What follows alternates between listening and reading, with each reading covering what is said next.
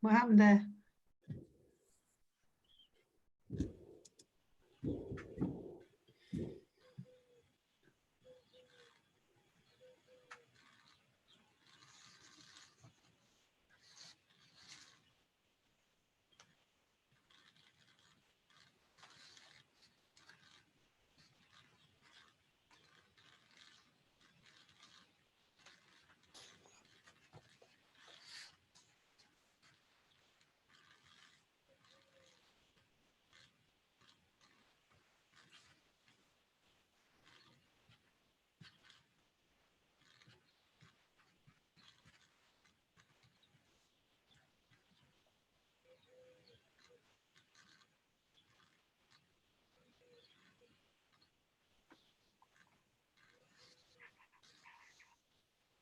Okay, good people, let's make a start. Okay. My name is Jill Miller, and I'm delighted to chair the discussion this afternoon. I wonder how often we've heard the phrase challenging times recently. Teachers are certainly drawing on all their professional skills to teach geography to pupils and students at home. We really hope this session will give you some ideas, advice, and above all, moral support in these testing times. So may I now introduce our illustrious panel. Simon Ward is head of East Region at the Field Studies Council. He has 17 years experience of primary and secondary fieldwork groups, and he leads the FSC program in Fieldwork Live, and more about that later. Bob Digby has taught for 35 years, including 2 as head of geography and 11 as PGCE tutor. He's now a freelance author and consultant and examiner, and he's a former president of the GA. Paula Owens is a former deputy head with many years experience in primary teaching, and she's also lectured on primary geography education courses. She's worked for the GA on curriculum development and is now an independent education consultant. And she's just received an award from the Geographical Association. So congratulations, Paula. Thank you. Alan Parkinson is head of geography at King's Ely Junior School. He's also a freelance consultant and author, working on many GA publications and teaching resources, including the new Geography at Home section. He was formerly the GA Secondary Curriculum Development Leader and is currently Junior Vice President. So welcome all 4 of you, and thank you for being with us this afternoon. So we've got some questions, about 4 areas to discuss, but please, if you're listening in, feel free to put questions on YouTube and we can put them to the panel. So just to start off with all the teaching currently happening remotely, can you give our geography community some suggestions for parents and teachers on how to teach geography effectively in these circumstances? Paula, would you like to start, please? I'll kick off for primary then. First of all, good afternoon, everybody. And Jill, thank you so much for getting us off to such an inspiring start with your lecture today. It was great. And I think it's got us in the mood for why geography really matters. I think these are times of extraordinary challenges, especially for teachers who may be operating in school off timetable, off curriculum, and for parents who are left at home with children trying to take the role of teacher and not really knowing where to start. There are lots of resources out there at the moment to support this, and from trusted sources like the Geographical Association, the RGS, and the BBC are going to be starting their new broadcasts after, well, next week, I believe, for geography. I think these will all be incredibly helpful, but I think I've got 3 key suggestions as to what we might do to help support children in particular at this time, because I think for them, they're feeling this more than anybody else. And I think to make geography effective, there are 3 key places to start, and one is with the child itself and with identity. I think geography has so much to offer children in developing their sense of identity, something they've perhaps lost in recent times because they've lost their normal school routine. Many may be feeling unsure, worried, and uncertain about what the future holds. So I think strengthening and rooting their identity through geography is a really powerful approach. Perhaps getting them to compile journals, maps, posters about them. Where were they born? Where have they lived? Where is their school? Where are their friends, their grandparents? Where are their favourite places to play? Where do they like to go shopping? What is their house like? A file about me in the world that is both key facts and some feelings from them about how they feel about it, their likes and dislikes, with obviously lots of location references, as maps are such a key part of effective geography. So I think that's one key approach to take that's quite simple to do for everybody, no matter where you are. And I think second, this is the time of a different relationship with our outdoor space and making the most of whatever outdoor access and time is available just to explore that world on our doorstep. And I think this works in both ways. It's not just about exploring the world now, but noticing the changes. How has it changed from how it was like a month ago?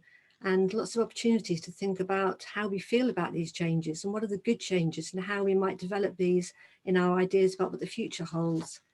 I think most parents and teachers will be able to get outside during the day, perhaps to the school grounds, the garden, park, or even just to the street. And I think if we take the time to slow down and just notice the everyday kind of minutiae of life, from cracks in bricks in the pavement, a little evidence of nature happening, to our own gardens, to the wildlife, which is changing around us and becoming more adventurous. I think all these are opportunities to develop mapping activities, noticing activities, and developing geographical language. And I think in your lecture this morning, Jill, you made the point that geography is personal, it helps us belong. So we need to have an appreciation of where we are and what it is about our place. From cloud patterns, I noticed, Alan, you put some really nice activities on the GA site about noticing clouds and following that up. The wildlife at different times of day, which I've mentioned, or perhaps just getting small play figures and positioning them in the garden. Just things that perhaps we haven't had a lot of time for before, we can make the most of. So measuring, mapping, recording, all of these things in the world around us. And thirdly, I think while looking at the world on our doorstep, we don't want to miss out on the wider world. So thinking about a connected world in our everyday lives, just looking at the food we eat, the food we have for breakfast, what's in the cupboard, what we're getting from the shops and what we can't get anymore, the clothes we wear, and just mapping where they've come from and thinking about our connections to the wider world. So I think all of these are just 3 simple ideas that we can do with minimal resources and just help children to feel they can make more out their everyday lives as they are at the moment. And just remember that we are still connected to everybody else. Thanks, Paul. And that's great. Alan, do you want to come in there now? You know, Paula has just said everything I was going to say. We're all busy crossing things off our list. Yeah, I will add a few new ones. I mean, the first thing to say is that whatever works effectively in primary will also work in all key stages. I mean, those basic ideas of exploration, of seeing the world with this sort of geographical lens, are so important. Whatever age you are, even at, even my age, I'm still thinking through those ideas as I go out and take my daily exercise. At the moment, of course, you've got parents and students who are adapting to a new way of working. Many different personal circumstances with access to technology, just a space to work in, the numbers of children that some parents have, and they're also trying to work themselves. So certainly at the school where I work currently, we've just had a staff meeting actually on Zoom, and we were talking through the reality of expectations. So geography is forming part of a bigger picture for them. So I have to realize that perhaps for the first time, that I'm going to have to give a little bit more space and not push the geography being the biggest thing that I'm focusing on, because that may well be the 3rd or 4th virtual lesson that a student has had that day, and they're not used to working in that way. So the geography has to be pitched at a level which is appropriate, offer room for creativity, and loosen up a little bit. But at the same time, we've got to keep that geographical terminology and language strong.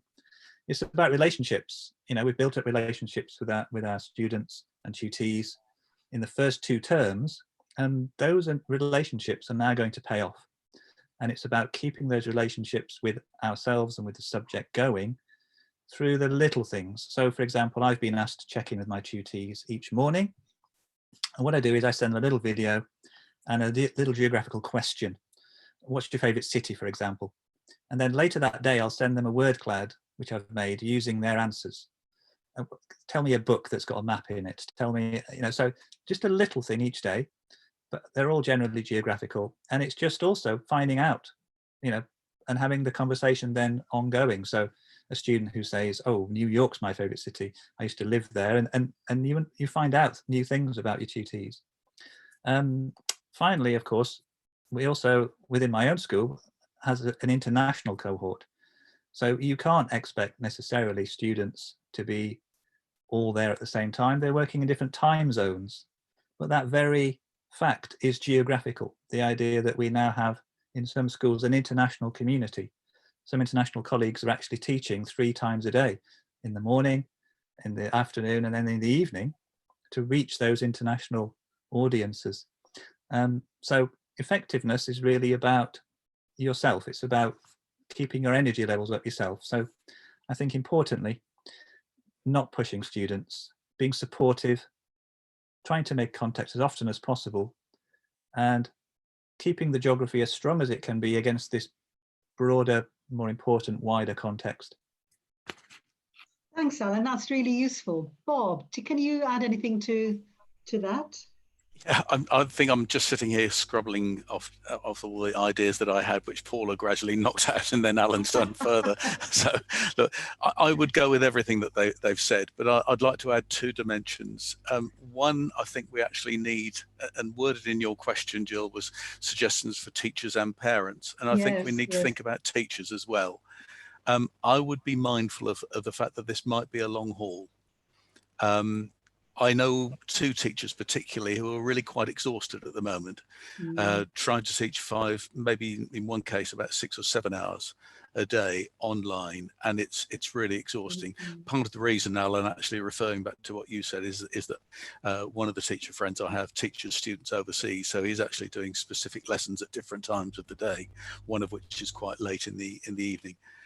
And I think school closures themselves and the whole COVID-19 thing, teachers have their own kind of baggage to deal with, health in their own families, their friends, their relations, and so on. And I think it's therefore got to be it might be a long haul, and therefore take things steadily. Devising heavily structured lessons which are based on content, which are really sort of dependent on you being there every minute of every lesson, I think is not a healthy way to be. And I think implicit in what Paula and Alan have said is that there's a great deal of space for inquiry. For years, I've believed strongly in inquiry-based learning, where, you know, the students might be doing a lot of the research, a lot of the finding out, and I think that this is an ideal opportunity for individual students, small groups of students, to do research. I'll mention some specific answers, examples later on when we get to talk about specific year groups and key stages. But I think that's important. I'd also really support what Alan was saying about parents. I think it's important that students have a structured day, for instance, and that parents help to give them that structured day. So they're getting up at the same time, having breakfast at the same time, that mix of subjects, activities, breaks, but having stable things around them like meal times and that sort of thing. And to make some of the family life that's fun come alive as well, whether it's quizzes around the table or whether it's sort of collaborative Zoom or conversations with parents, with friends, or whoever it is. I think it's really important that parents think about their lifestyle and their child's lifestyle and fit around all the other things that families have to do. You know, there's always things to do in a house and a home. And I think learning has to take place in and around that. Don't squash those things just for the sake of, you know, doing a geography exercise on the formation of Oxbow Lakes, for instance. Wonderful. Thank you, Bob. Simon, you've got young ones at home. Have you got any suggestions for parents and teachers? Well, yeah, I've got two small ones at home, and so I'm thinking about actually what I'm doing with them, but also what you can do with older students as well. So I think there's a real opportunity for a lot of topic-based learning, and there's also a lot of opportunity for bringing in digital learning as well. There are lots and lots of resources out there at the moment which are being made available to a lot of people. Some of the things that I've seen is that you could do I mean, obviously Joe Wicks is making everyone fit, but obviously you can do things a little bit more geographical if you do Andy's wild workouts, which little ones love, and you can start exploring the geography in the background, or you can go onto the National Geographic. I've got channels at the moment with daily programs for young people. The Banff Film Festival, who put on brilliant film festivals every year, they're doing a weekly collection of 90 minutes of short videos that you can watch in your own time, and of course you can use those to start looking at various topics or how you might engage with the environment, and that might do well as well. But I think it's about getting outside as well if you can, and I think that reiterates what Paula said, because we've done things like we had mud kitchen in our garden, so therefore we went and made some mud hot cross buns, and then we talked about, oh, look, how does this mud feel, and that sort of thing. So you can go and do that kind of thing, and laying on the grass and just looking up at the sky and seeing if there's any planes or what the weather's doing, and talking about that kind of thing. And then just going out for a walk, and on your daily allowed walk, it's what are people doing, how are they behaving, what are people, sort of those geography goggles, I guess. So it's sort of walking along a path, there's any damage from all that water we had earlier in the year falling from the sky, you know, and what the impacts of that. So I think it's really a case of, actually, if you could build it into a topic and then go and cook something from somewhere, and then read about something and watch a program online and then engage with it when you're outside,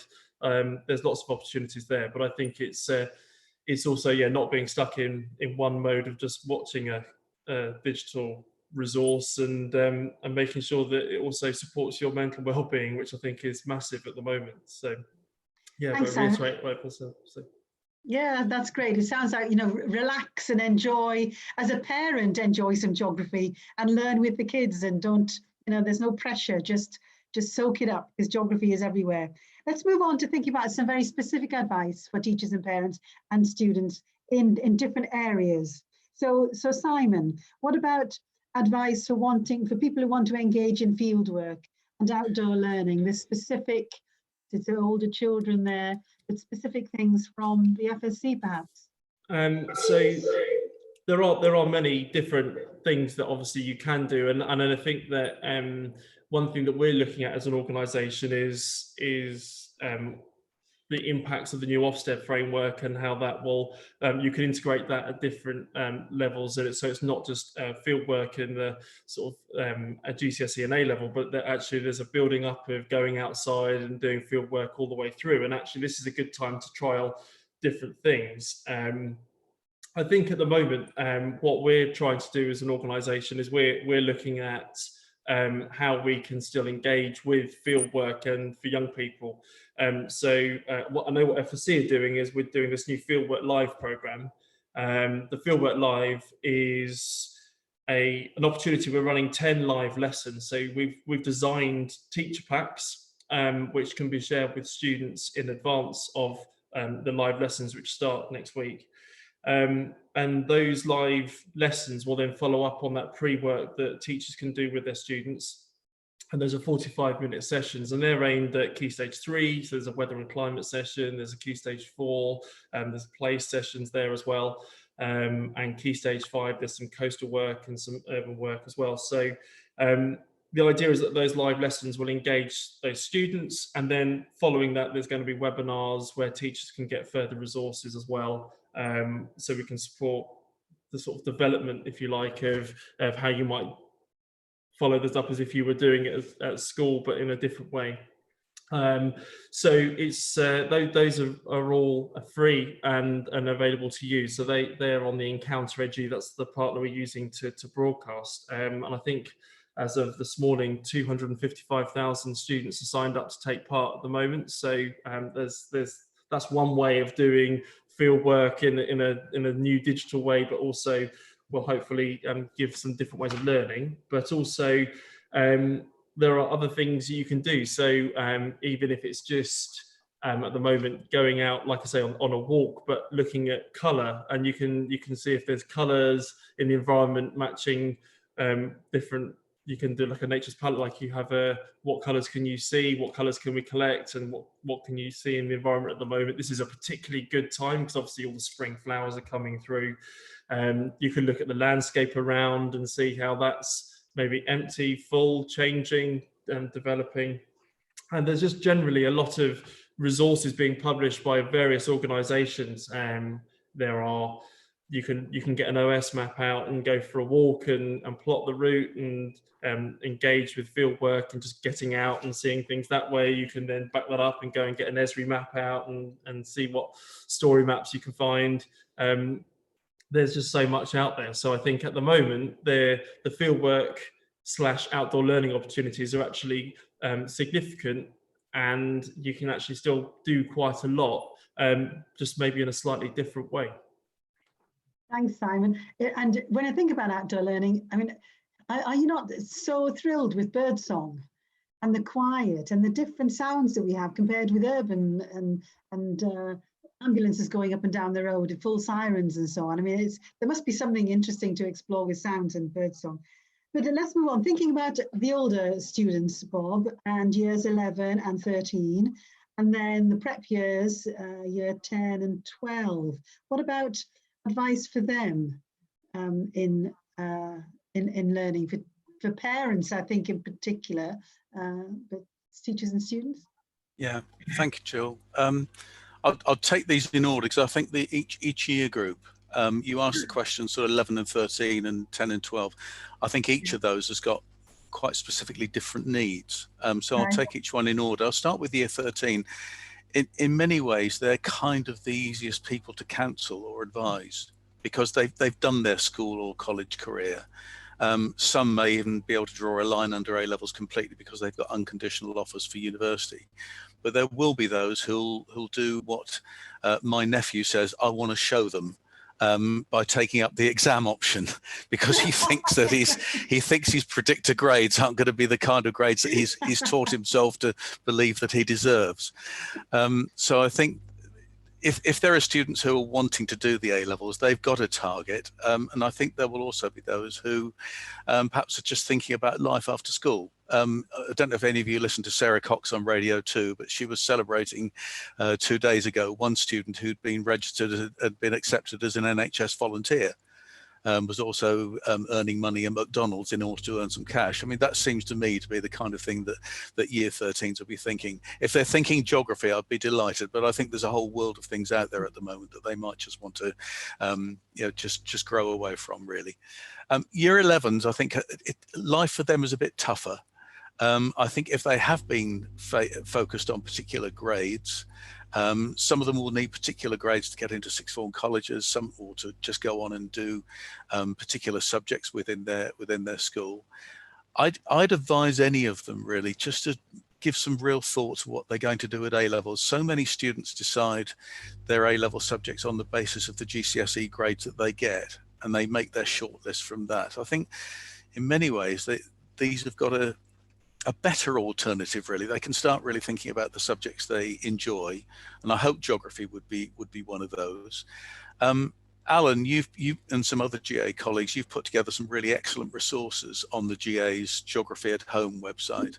And I noticed this morning that another GA active member, David Rogers, has put some excellent material together to give some students ideas about what to do if they're going to be teaching learning the AQA A-level specification. I think those are two really helpful things that students can look at. Any other teachers listening, if you follow Kate Stockings on Twitter, Kate's sort of gathering a huge following on Twitter. She's put together some really excellent readings. They're adult readings. Prisoners of Geography and Factfulness are perhaps the two best known ones in the list. But I think they're really readable for 16-year-olds. They're very practical things that 16-year-olds I think can really enjoy. So I hope there's a range of things that year 11 students could be doing, again, just to look forward and think about what the next stage might be.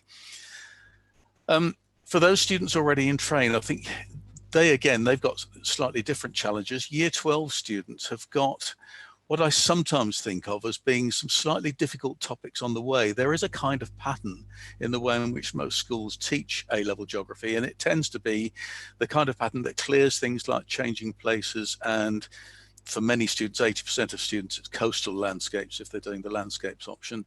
They're getting those out of the way, and those are quite familiar topics, and they're preparing for new topics like carbon and water. And they're not the easiest things to really prepare for. So I think teachers have got to think up some really quite practical things that students can do. Because normally this is the time of year when they'd be taking them out for field work. Now, it may well be that Simon's ideas will give us some really, I think, inspired advice about how they might do field work away from the school or college grounds. I think if I was in the situation of students who are perhaps trying ultimately to put together a proposal for the independent investigation, the NEA, I think I'd be inclined to say as a teacher, look, I'll teach them water and carbon or topics like that now that we haven't done. And I'll just put fieldwork on hold until we know we're going to be back in September. I know plenty of schools who actually don't start the NEA until about September, even October half term in a few cases. And those students still manage to get the NEA finished in the time available. I think if you're the kind of teacher that likes to have the NEA, say in on January the 31st or something like that, I'd relax that and get a lot of the kind of more formal teaching now, and then go into fieldwork later on. And I think the same is also going to be true there for year 10 students, because year 10 students, again, will be doing their GCSE fieldwork at this time of year as we head into the what I call the kind of exam period, when teachers find it easier to get released to take students out of school for fieldwork. I think some of the, again, a little bit like the A-level students, GCSE teachers for current year 10 students, you've got some more straightforward topics to teach, and I think you've got some difficult topics to teach. If you haven't yet done the global atmospheric circulation, I think, you know, without you being in charge in class and with various ideas and ways that you have of teaching it, that might be a real challenge. But I think you have got things like the developing or emerging country case study, or your UK urban study, which students can perhaps research online and use a framework of inquiry questions that you've devised. And again, that might be much more practical than trying to sort of think, oh, look, you know, I'd normally do fieldwork in this term. Put fieldwork on hold for a moment, and perhaps maybe come back to that when you know that you're going to be back in school on a more regular routine. So I hope those ideas are helpful. Long reply, but each year deserved a separate consideration. That's fine. Thanks, Bob. Okay, Alan, what about Key Stage 3?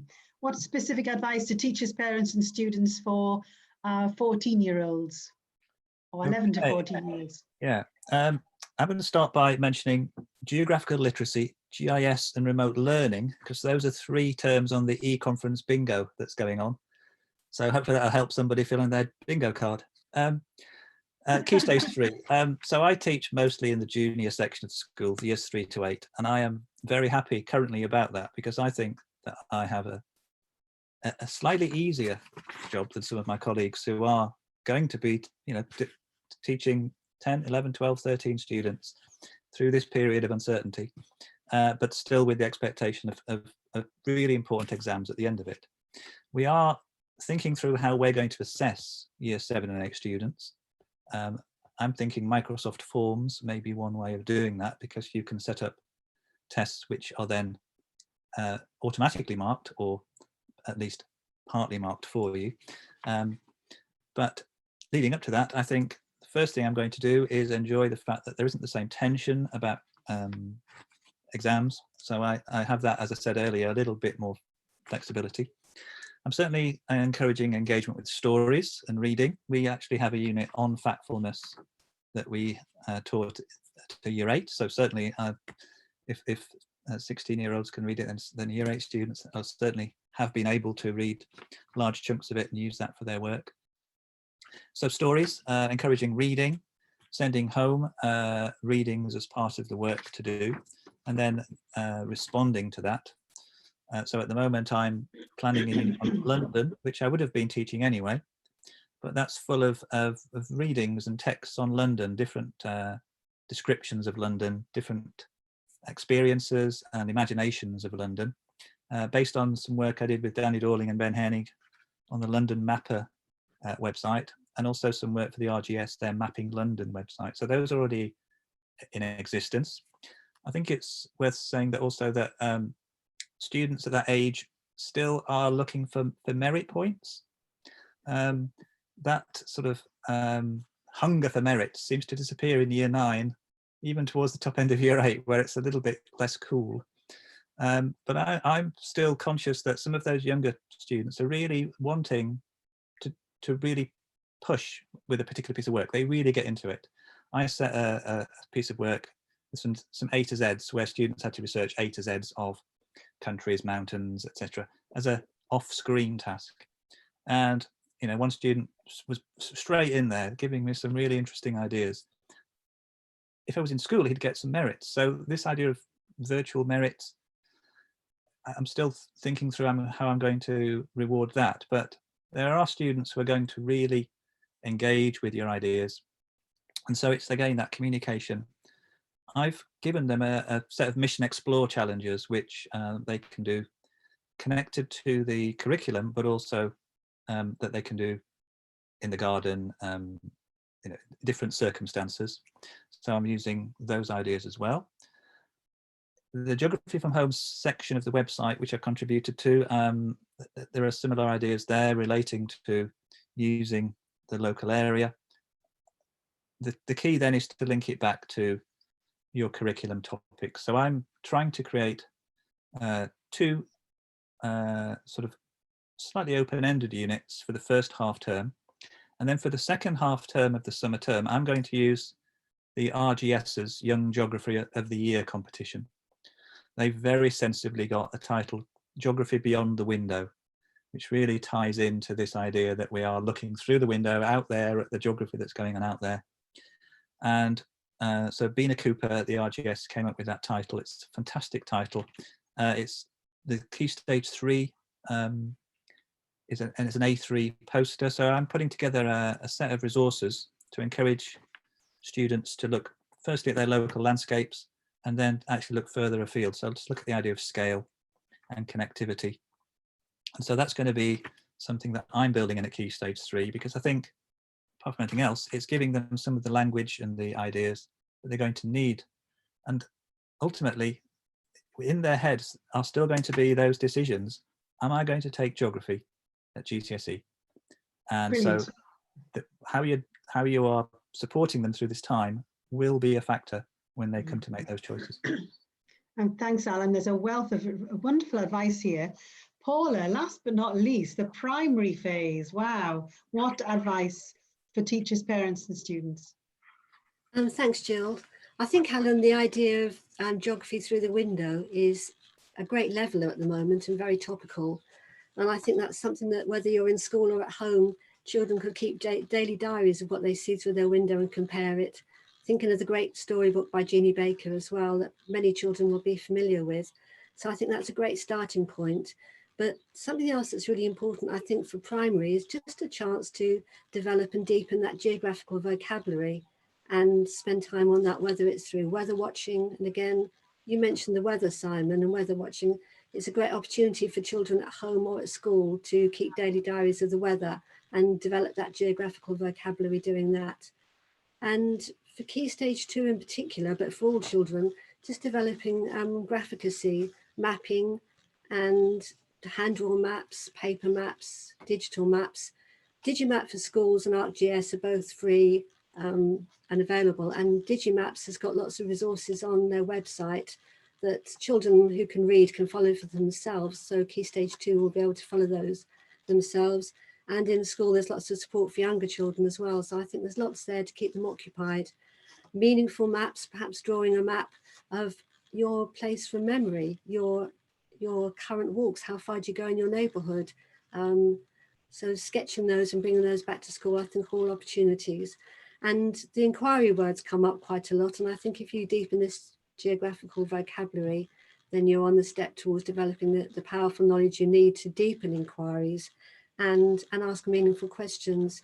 So perhaps if you're at home, you could ask your siblings, your grandma, your mum and dad, geographical questions about things you've learned or noticed, and develop some idea about others' opinions as well as facts.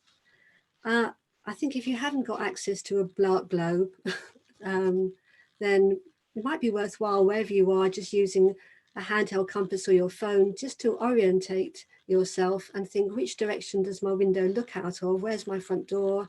Which direction does my street point? So that when you're doing these recordings and observations, you can give it a directional quality, and I think that will help deepen understanding as well. Brilliant. Thanks, Paula. I love that simple idea. And it doesn't take a lot, does it? And often one thing leads on to another. It's wonderful. Thank you all.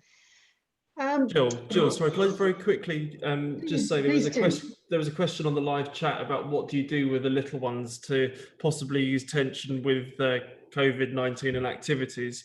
I was just going to say, for our little ones, what we've done is it's become Mr. Coronavirus, and when Mr. Coronavirus is outside, but actually all the positive things. So actually you can hear a lot more of the birds, you can go outside and see all the spring flowers, and you can do all the other, look at the positive side of maybe there being less going on at the moment as well. So that's how we've tried to do that. Just saw that pop up. So that's possibly something that could be engaging for little ones. Absolutely, and it runs beautifully into the next area of discussion, which is about how we interpret the world and how our experiences and environments all affect what we think about the world. And clearly this current very challenging situation, do you think, what challenges and opportunities do you think this current situation presents to students? And how might parents and teachers support children? You suggested one thing, Simon, but Bob, have you got any ideas for how parents and teachers can best support students in this situation? I mean, it can be very scary. That's exactly where I was going to start, Jill, actually. I'm getting some feedback. Oh no, it's all right. It's gone quiet. Yeah, I think emotional support was the first point that I wanted to make, really. I remember having a dream when I was 14, and it stayed with me. It kept me awake at night for a long time. My father had been into hospital for an operation about a year earlier, and I thought I'd gone through that. And then one night I dreamt he'd died. And that really affected me for the next, 2, 3 weeks, 4 weeks. And I think every time that students of any age see the TV, whether they're with you as parents or whether they're by themselves, whether they're with their siblings, whoever they're with, they're just getting this constantly coming at them. And I think somehow one of the challenges for us, whether we're parents or whether we're teachers, is to help them deal with that. Because I think the more you know about something, the less it becomes a threat. You begin to identify what the threat is.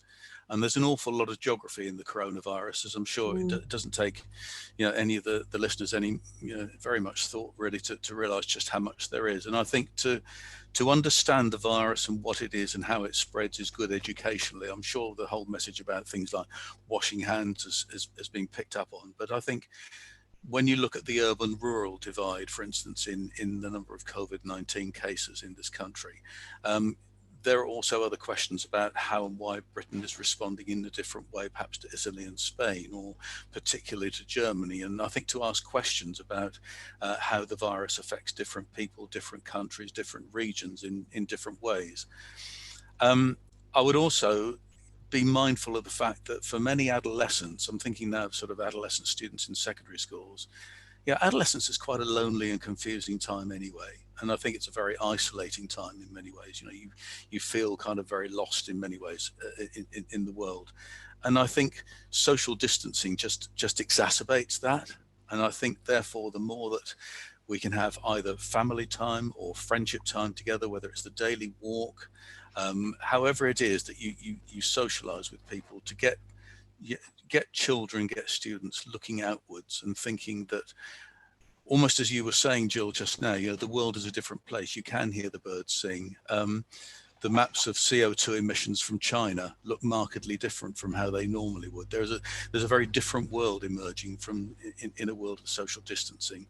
But I think we have to see that from the point of view of what it means to be an adolescent in amongst that. But I would stress that as geographers, I think we've got a great opportunity to help students understand the virus and perhaps make it less scary in that respect, the more we know about it.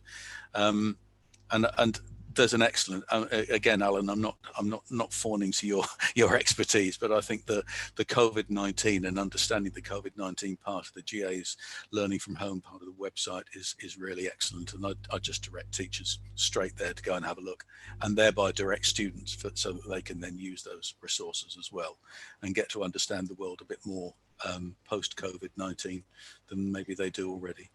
Thanks, Bob. Simon, did you want to come in, or can I go to Paula? Paula, would you like to comment about how we interpret the world in this current situation? I'm just going to echo some of what Bob said actually about how important it is to give children a sense of hope. I think that's really important to nurture their kind of dreams and their ideas, and give them space to think about the good things that have changed. I think I alluded to this earlier on. So the quieter streets, the more wildlife, the bird song, as you mentioned, Jill, and just give them time to be grateful for these things, grateful for time with friends and families. And Sharon Witt sent me a lovely presentation about gratitude that she did at eConference. And it was just encouraging children to think about all the things they have in their life to be grateful for. So get them just to take the time to sit down and notice the world around them and think about that can be very empowering. And a challenge with this is combating the daily drip of awful news that comes into our homes. And children are particularly susceptible to this. And it's helping them to realise that, yes, there are some terrible things going on in the world, but this is not the norm. There is a whole world out there of people doing very boring everyday things and having a perfectly kind of relatively everyday life, but these things don't make the news because they are the general, as Hans Rosling would say, they're the generalized life and not the extreme, and that news is the extreme. So I think a way of combating this might be encouraging children to make up their own daily good news item and look out in the world for something they've noticed, a blackbird singing, or someone who said hello to them, or making contact with a friend, and they could write a little article or just retell this, their bit of daily good news. So I think all these positives, and as David Hicks says, just thinking about a world of the futures ahead, about what is possible, what is probable, and what is preferable, and our imagined future. So I think that's where geography is particularly powerful. Have you all got a teddy bear in your window? Teddy bear trail.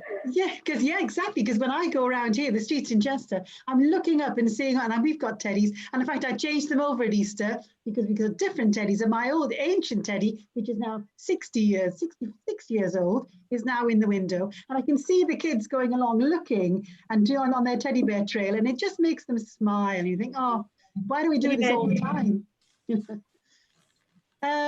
Alan, anything to contribute on how we might support students in the current situation? Only that somebody must have had that teddy bear for 20 years before you had it, Jill.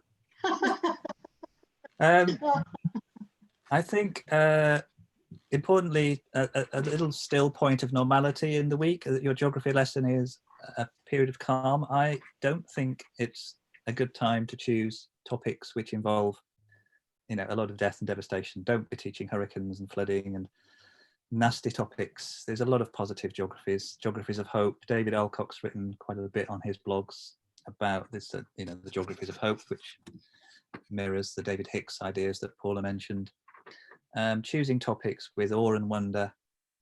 And I think also on the idea of teaching about COVID-19, I've been working on a resource which I'm going to launch at the Teach Meet presentation tomorrow. It's ended up being a 50-page book, really, post-corona geographies, and it's discussing the ideas of how we approach geography when we go back, because a lot of geography will have changed. So I think also students thinking through what some of those changes are and some of the positive changes, as has been mentioned, in our daily lives. And we mentioned before we started the session about people using local shops, for example, and using local services. There's a real fear that Amazon are going to get this monopoly almost of buying stuff, because it is one of the few ways that we can get what we need. In France, they're not allowed to deliver anything other than essential supplies. But this idea of positive local changes you know, just saying hello to the neighbours a little bit more, perhaps in some parts. There was a lovely piece, I think yesterday, where somebody said people are becoming a bit more northern. Basically, they are saying hello to their neighbours a bit more, which of course is what we do up in the north. I'm up for that. I'm up for that. You up for that? Yeah, good. So that's all I wanted to say there, because I think Thanks, Alan. I know I've already been said. Thanks. Simon, do you want to add anything?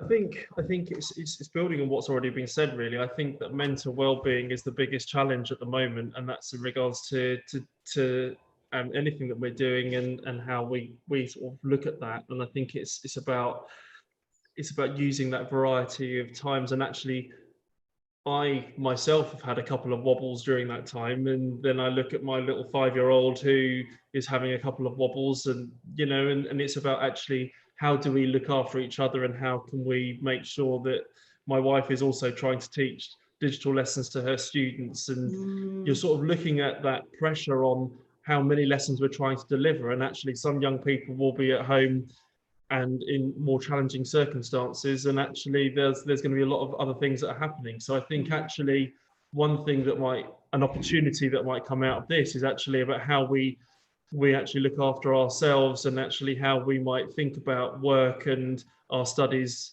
slightly differently as we move forwards. And actually, so that an opportunity might come arising from that. And I think that if we can think about that and start integrating that a bit more into our education now, then actually that could have a positive impact moving forwards. But obviously it's a deep time of anxiety and the what ifs, and people obviously worry, and I think it's just it's about looking after each other as well. So I think, yeah, any ways in which we can sort of utilize those opportunities for positivity and well-being, I think are really important.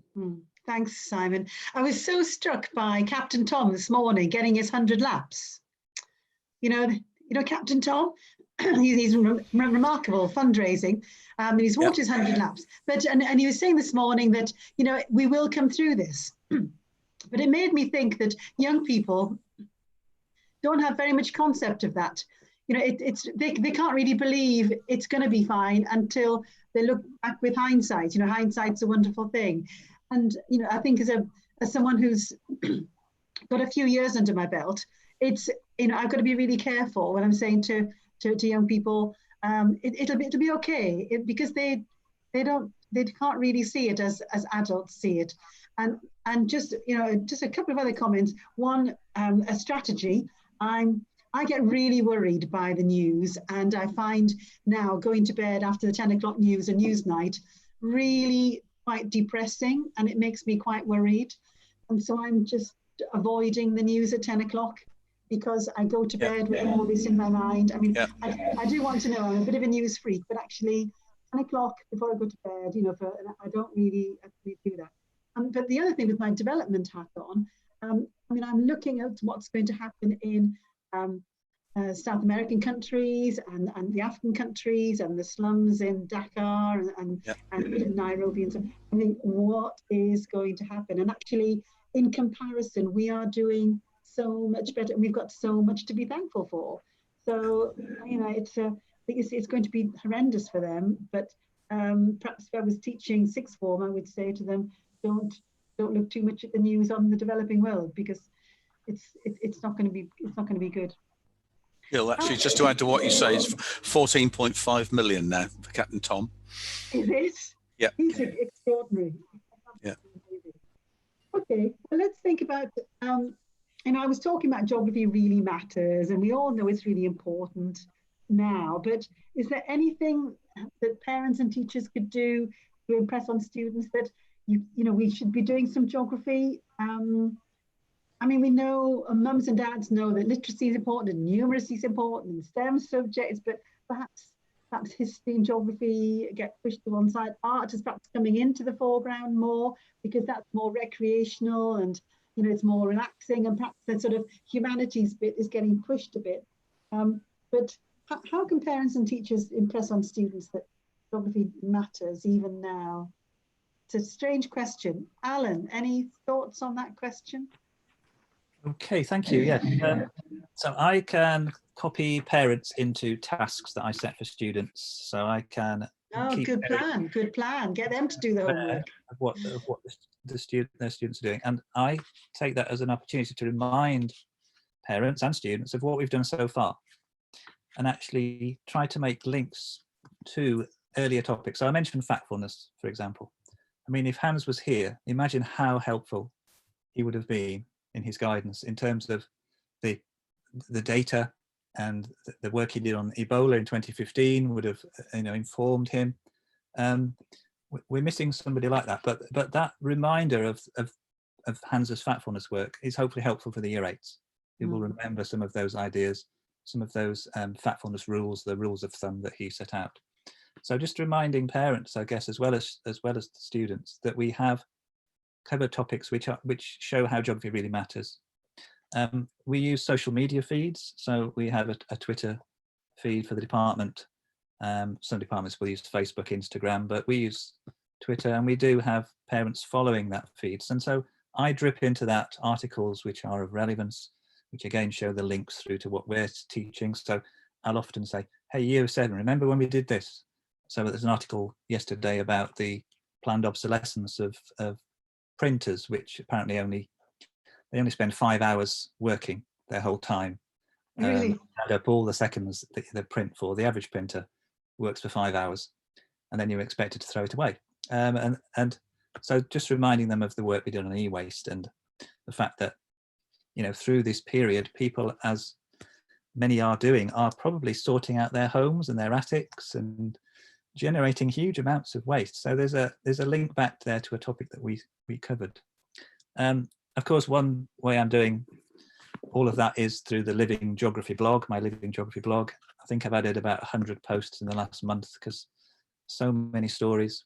So directing parents and other people to the Living Geography blog, where I've got currently just over 30 ideas for home learning, some of which have been mentioned, plus some other ones. So even just yesterday, a piece by David Wallman in the Wired publication, which talked about how we're now negotiating place. Every time you go to a supermarket, there's this negotiation of space within the supermarket aisle. People are giving way to each other, and so that idea of scale and geographical concepts are coming back. Where you live really matters, as you mentioned earlier, Jill. So your location, your postcode, all of these things really matter, and I think that that's an easy thing to communicate through the work that we're perhaps doing over the next half term. And if this is the last thing that I say, then just to say to the 180-ish people watching right now, you're all doing a great job too out there teaching geography. It really matters that you carry on supporting the students in the way that you are, and I wish you all very best for the summer term. Well, thank you, Alan. Bob, would you like to chip in then on how parents and teachers can impress students that geography really matters? Yeah, I think, again, thank you to those 180 people who've given up the hour this afternoon. Alan has given a better rationale really than I ever could, but I'm going to say this. I think that 2020 so far has taught us, Jill, all the things that your lecture was about this morning, that geography really matters. You only need to look through the major headlines of this year about wildfires and climate change, about global geopolitics, whether it's to do with USA versus China, or whether it's to do with geopolitics of oil. The coronavirus itself goes without saying. And I hate to bring this in, but the election, I think it reminded us all as geographers that what we've hitherto thought of as perhaps the red wall is changing, and that the blue wall is now emerging in places. And it's because of, I think, a theme that we've all taught as geographers in recent years about winners and losers resulting from globalization. And so I just point to those. The question, Jill, was all about, we need to convince people that geography really matters. I would just point to those things as a synopsis, really, of why the subject it doesn't just matter, it's vital. Thanks, Bob. Simon, quickie. Why does geography really matter, and how can parents and teachers impress their students that it does? Well, I think it's just at the moment, this is a real sort of place-based, this is something that's happened something globally is actually having a really direct local impact on everybody, and actually it's a very real thing. And I think that's something that is very unusual in the timeframes that we've seen. And I think actually it's the what next, and it's the actually when we get through this, we'll think much more about our mental well-being, and there's that side of it. We've also got the climate emergency that we've been massively involved with before this, and it sort of disappeared a little bit and will come back. And I think I've just seen some comments coming through on the chat. There was one from David Alcock, and I agree that actually humanities and geography can play a massive role, because actually how we deal and how we use this crisis now actually could be really important for the next sort of challenge, which might be the climate emergency or something different. And people also talk about projects where actually we will come through this, and that the human contact and all of the other things are, and actually this is really important now, and we will be okay. And look at what's happened in the past, look what might happen in the future, but actually we can be together and have that sort of like we will sort of get to the next challenge, and that might give us a different way of looking at it and how we can approach everything. So I think it's this is a very real time for a lot of people, and I think it's given us a new way of looking at things. Thanks, Simon. Have any of you seen those wonderful photographs from northern India? I've seen a few where in Delhi, there's a photograph of Delhi in a normal day, and then there's Delhi where you can actually see the wonderful arch, and then you can see from Delhi, you can see the Himalayas, and they are so clear. And someone has said it's the first time in 30 years we can actually see the Himalayas. And so, climate change, it shows us what we're doing, that there will be a silver lining here where we look back and see how not having lots of polluting fuels and so on, you can see India Gate is so amazing without all that fuel. So there's hope, there is hope. Paula, do you want to chip in on what you would say to your parents and teachers in primary? Thanks, Jill. First of all, can I just say I'm really sorry I have not been able to see all the comments that you've been alluding to. I don't know what I've done wrong, but I haven't been able to see any comments popping up. So if I haven't responded to anything in particular, that's why. I think they're on YouTube, Paula. I'm probably watching the wrong screen. Anyway, some really good points made by everybody else. So I'm just going to summarise in 3 things really, and they're things that have been mentioned already. First of all, I think we can show how geography can help build a sense of resilience for children in their own personal identities and their sense of place and rootedness in their place. And I think that can be like a cloak around them that can help strengthen them. Developing a sense of how we are all relying on each other across the world, local and globally. And I think it's really interesting that some sectors of work who've in the past been vilified by certain sections of the press have now suddenly become heroes. And I think this is a time to realise that we truly do rely on everybody, and everybody has a value to contribute. And then lastly, I think, as we've all mentioned, this sense of what might be, this is a time to recalibrate, to take stock. And I don't think anything should or will be the same again. Hopefully, geography will have a lead in this and showing us how we can make really relevant and purposeful decisions about what we do in the future. Thank you so much, all 4 of you. I've got one question here from Oliver Rogers, and a quick answer from each of you, if you don't mind. From the perspective of a trainee geography teacher, starting to teach come September, what kind of activities can we do, or what sort of CPD, to improve our teaching and bring fresh ideas to the classroom? Perhaps direct them in a particular way to a particular site, or what kind of activities can trainee geography teachers do to improve teaching in the classroom in September? Free for all. Anyone want to respond to Oliver? Alan? There are 9,400 posts on Living Geography, which you can happily read through. There you go, Oliver. Something has happened in geography in the last 12 years. It's there. I would Fantastic. also build up your Twitter network, follow some other new teachers. Just search for Jog PGCE and you will find lots of other people who are also preparing. Begin to share your own ideas, start your own blog, add images to Pinterest. Just start collating and collecting things ready for the start of your course, and good luck when you start your course. Thanks, Alan. That's such good advice. And anyone want to add anything? I was just going to say we're going to be running some digital live sessions for trainee geography teachers in the next few weeks, and there'll be more information coming out on that. But we've been approached by several university PGC tutors, so it'll be specifically around organising fieldwork and risk assessments and planning and all the other bits and pieces. So there's that there. Brilliant. So, thanks, and Simon. Also, and I was just going to say as well, also going back to all those National Geographics and those BAMFs and all those other things that you can bring in. Lovely, thank you. Bob, Paula, happy?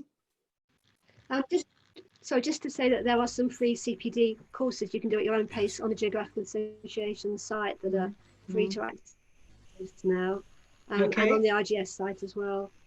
Thanks, Paula. Last word, Bob. Yeah, just join Twitter, and whenever you feel the need for, if you need something, need a resource, whatever, there will always be somebody out there who will help you. Geographers are such sociable people. I guess probably teachers are generally, but geographers are particularly. And good luck in your new career. It is the best career, isn't it? Teaching. It is. It really is. It's the most amazing job, and there's no such thing as a wrong question. There's always someone else who's dying to know but isn't brave enough to ask. So there we go. So I mean, we need to draw this to a close, I'm afraid. But you've given so many good ideas, and so thank you all so much, Paula, Simon, Bob, and Alan. Thank you for your contributions. And to our listeners, may I direct you to the Geography at Home section of the GA website. A wealth of resources there, and they're free. Go to the FSC next week and think about fieldwork on the Fieldwork Live event. And please keep in touch with the GA and let us know how we might support you further. It's been lovely of you to join us. Thank you very much indeed. Thank you. Thank you. Thank you. Thanks a lot.